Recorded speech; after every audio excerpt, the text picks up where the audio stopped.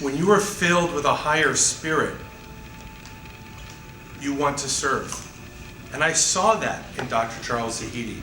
And I don't see that in a lot of individuals, and I meet a lot of individuals. He has a genuine enthusiasm to help another individual. And when that individual with that level of enthusiasm asked me to help, knowing what I know with my heritage, I couldn't say no.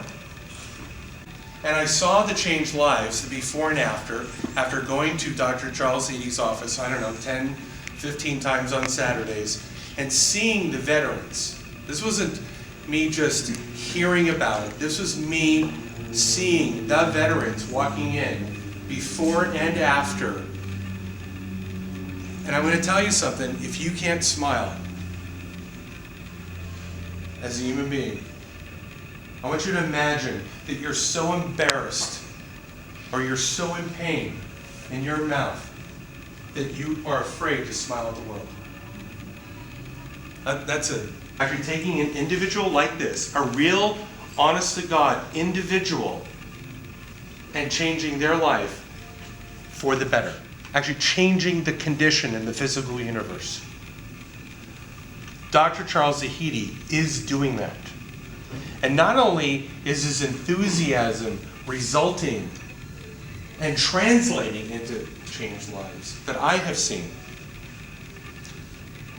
but he has, I don't know if you saw the photos, he's actually gone to Congress and he's met with Bernie Sanders and Rand Paul and other leaders that are in the news every day that have the ears of Americans. And they have agreed that this is something that we need to remedy right now.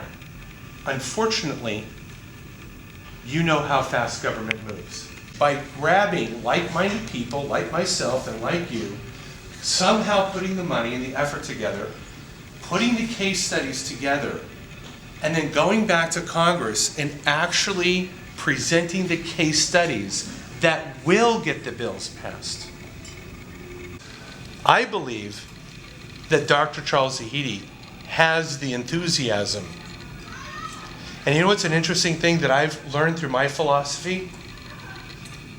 Is that when you're enthusiastic, you're persistent.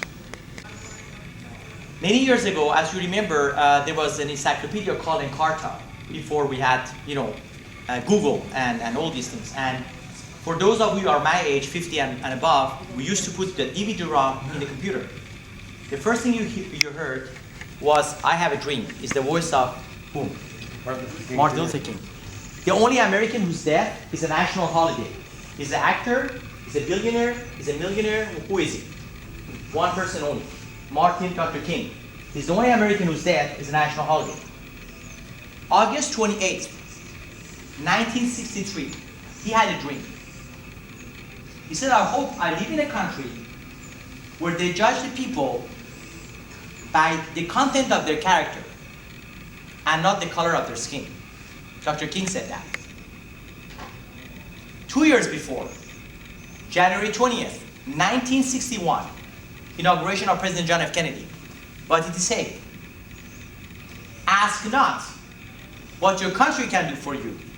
Ask what you can do for your country." That's what I asked my daughters to do. So I came to this country, an immigrant. All of you are immigrants.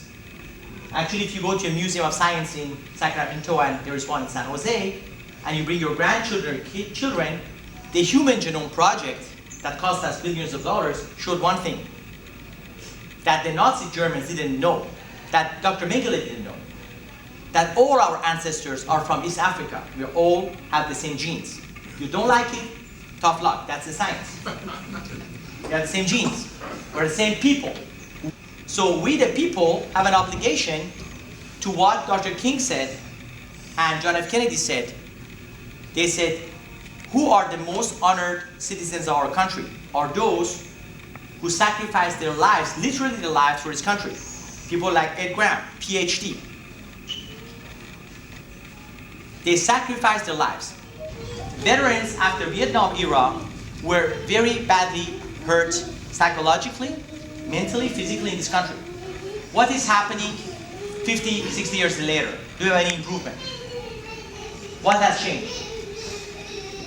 So when he said 100 years ago, some part of our population were neglected, I would say veterans are in the same boat.